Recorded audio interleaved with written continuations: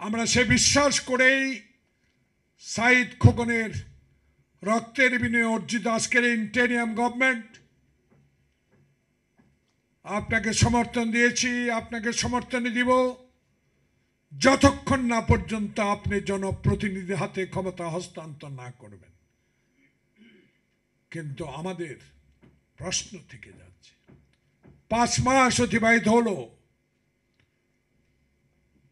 অনেক দিন অতিবাহিত হলো, এখনো কেন খবরের কাগজে দেখতে পাই, এখনো কেন সংসদ সচিবালয়ে জয় বাংলা স্লোগান দেখতে পাই, এখনো কেন আমাদের গুরুত্বপূর্ণ স্থান সংসদ সচিবালয়ে আগুন দেখতে পাই? কারণ যারা 16 বছর নিষ্পেষিত করেছে বাংলার মানুষকে, যারা হাজার হাজার কোটি টাকা লুট করে বিদেশের বাড়িতে সম্পদ অর্জন করেছে, বাড়ি করেছে, গাড়ি করেছে,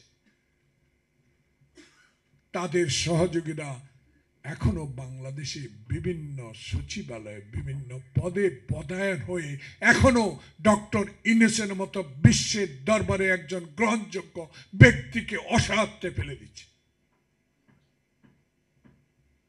আমরা তো আপনাদের সমর্থন করি না। আমার নেতা তারেক রহমান নিঃশর্তভাবে আপনাকে সমর্থন দিয়েছে। এই সমর্থনের অর্থ এই নয় বাংলাদেশে আবার মঈন ফখরুদ্দিনের মতো ডিলে করে, বিলম্ব করে, 111 মতো সৃষ্টি করে আবার নির্বাচনকে বিলম্বিত করে জনপ্রতিনিধি হাতে ক্ষমতা হস্তান্তরে বিলম্বিত করার একটা চক্রান্ত আভাস আমরা গন্ধ পাচ্ছি।